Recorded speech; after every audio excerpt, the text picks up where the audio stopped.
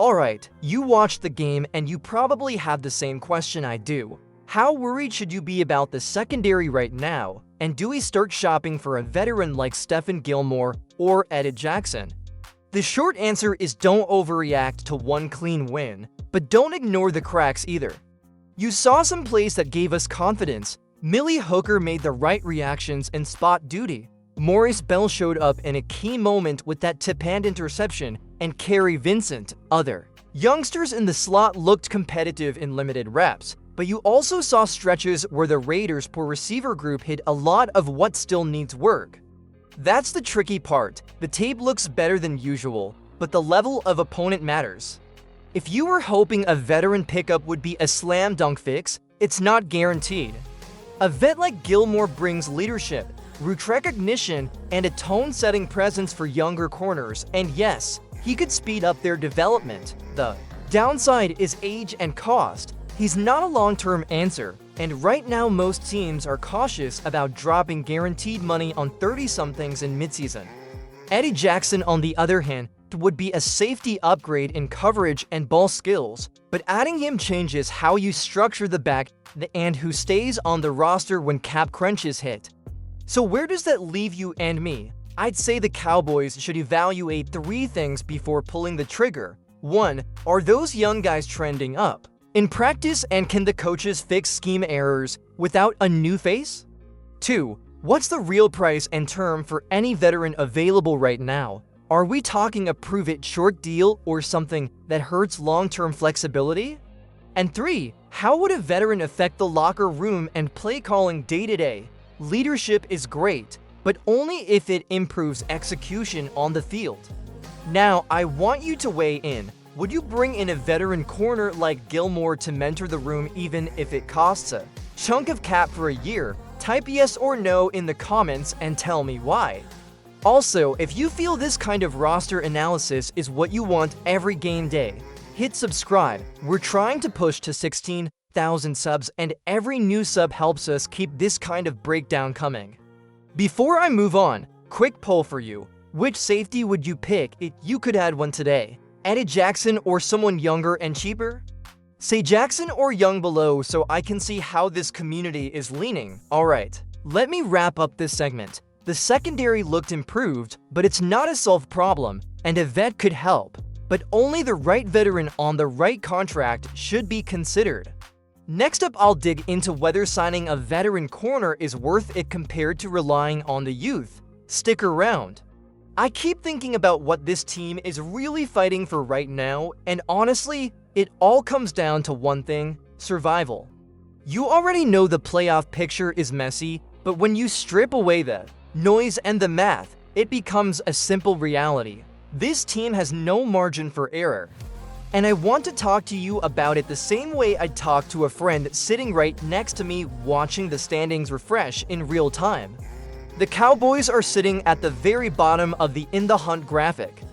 They are alive, but they're hanging on with fingertips. You and I both know how we got here. Games that should have been wins.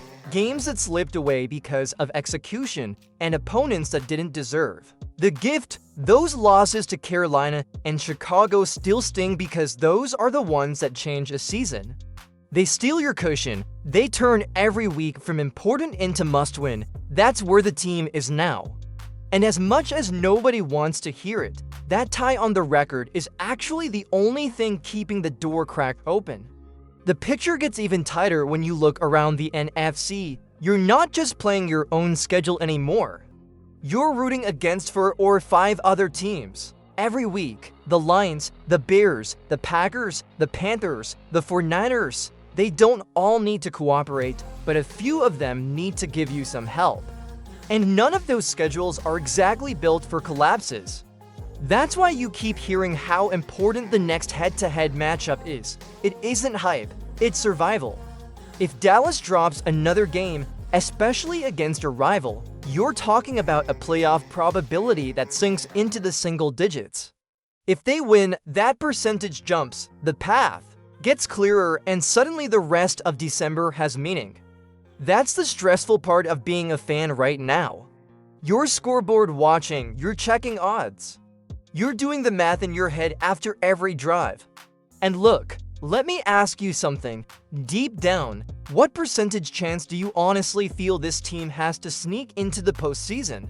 Do you feel like they're still alive, or are you just watching because the star on the helmet keeps you here? Drop your honest number in the comments. I want to see where your head is. But here's the thing, despite all the math, despite all the frustration, they still have something to fight for. They still have winnable games ahead. They still have stars playing at a high level. And the belief inside that locker room, fair or not, is still there. You saw the emotional lift in that last win. You saw the guys playing with energy. And you saw them responding to adversity instead of folding. That matters this late in the season. Sometimes belief buys you just enough time for momentum to arrive. While we're here breaking this down together, do me a favor. If you want this channel to keep growing and if you want more fans to join this conversation, hit that subscribe button. Help us reach 17,000 subscribers. And like this video so the algorithm knows Cowboys fans still show up even when the season gets stressful. And if you're listening right now, I'm curious, do you think Dallas controls its destiny anymore? Yes or no? Think about it and go vote in the comments. I'm reading all of them. When you think about this defensive line, it's almost funny how quickly things changed. A year ago, you and I were talking about how desperate this team was for interior help. Now the conversation is whether the Cowboys can actually afford to keep 3 premium defensive tackles on the roster at the same time. And let me tell you straight up, that's not a luxury most teams ever get to even think about. Kenny Clark, OSA. Odigizua and Quinnen Williams, that's not a rotation, that's a fortress. That's the kind of interior that changes how an entire defense plays. You collapse pockets, you erase run lanes. You control games from the inside out, and if all 3 continue playing at the level they've shown, you're talking about a group that could be the identity of the defense for years. But as always with the Cowboys, we end up running into the same question. Is it financially realistic, or does it only sound good in theory? Look, the simple truth is this, it's possible. Not easy, not clean, not painless, but possible. You can extend one of them, restructure another, push cap hits forward, play the timing game, and build around your stars. Teams do it all the time, especially when the core talent is worth it. But that doesn't automatically mean the front office will do it. You've watched this team long enough to know they don't always choose the aggressive path, and you heard the hesitation from the source material itself. $60 million tied up in one position group makes a lot of executives in this league nervous. Here's the real deciding factor, production. If Clark, OSA, and Quinnen keep showing up, dominating, and making life easier for everyone behind them, then the decision becomes simple. You don't let elite interior play walk out the door. You find the money, you make it work. But if one of them dips, or if the defense hits a wall, or if the team decides the money is better, spent elsewhere, then that's where you start getting those tough off-season conversations that nobody wants to have. And let me throw this at you directly because I'm honestly curious where you stand on this. If you had to make the call today, and you could only guarantee keeping 2 of the 3, which one would you let walk? Think about that for a second because it's not an easy choice. Drop your answer in the comments. I want to see how fans prioritize this group. Before we move on, make sure you subscribe if you haven't already. It helps us push toward our goal of 17,000 subscribers, and it keeps this community strong even when the team puts us through stressful seasons like this. And hit the like button so more Cowboys fans see this video. Trust me, we're going to need everyone locked in for the rest of this breakdown. As we shift into one of the most overlooked but absolutely critical aspects of the Cowboys situation right now, I want to talk with you about the psychological and emotional weight that's building inside that locker room. Because let's be honest, pressure isn't just something fans talk about. It's not something the media manufactures. It becomes real when it starts affecting the way players practice, communicate, and execute on Sundays. And right now, when you really pay attention to the tone coming out of Dallas, you can feel that urgency creeping in from every direction. It doesn't matter if we're talking about veterans who've been through heartbreaks before or young players still figuring out what the NFL grind feels like. Everyone knows the expectations for this roster, everyone knows the talent is there. Everyone understands the noise from the outside is only getting louder. And once the conversation shifts from "can the Cowboys compete?" to "why aren't the Cowboys living up to their own roster?" you start seeing how every mistake becomes a headline and every setback becomes a talking point. Think about it. This is a team that's been told year after year that they're one or two pieces away from being a legitimate championship threat. And yet, every season, there's a moment where things get shaky and the confidence level drops. Right now, they're dangerously close to that moment again. And the players feel it, coaches feel it, fans definitely feel it. When you see hesitation on the field, when players seem caught between trusting their instincts and trying to avoid mistakes, that's not a talent problem, that's pressure, that's weight. And in the NFL, hesitation is the difference between making a play and giving one up. What's important here is whether the Cowboys recognize this psychological battle early enough to fix it. Because when a team is playing tight, it doesn't matter how good the scheme is or how much talent you have on paper. Tight teams lose close games. Tight teams play not to lose instead of playing to win. And you and I both know this roster cannot afford to fall into that pattern again, not with what's at stake. But here's where things get interesting. Pressure can destroy a locker room, or it can harden it. It depends on leadership. It depends on communication. It depends on whether the guys in that building confront the problem or avoid it. And this is where the Cowboys have a chance to reset the tone and rebuild confidence before the season slips into something no fan wants to think about. So I want to ask you directly, do you think the Cowboys have the mental toughness to push through this moment and rise, or do you think the pressure is starting to get the best of them? Drop a simple yes or no in the comments so we can see where the fan base really stands. And before we move on, I want to remind you that if you appreciate this kind of deep, honest breakdown about your team, make sure you subscribe to the channel. We're pushing for that 17,000 subscriber milestone, and every new subscriber helps keep this community growing.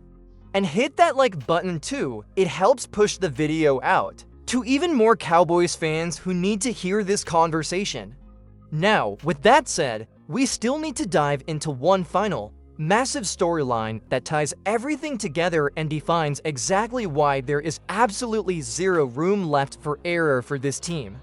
And trust me, you do not want to miss what comes next. Now, as we bring everything together, let's have the real conversation about why there is absolutely no margin for error left for this Dallas Cowboys team. It's not just about standings or stats or what analysts on TV want to project. It's about identity. It's about what this franchise claims to be versus what it actually proves when the lights get bright.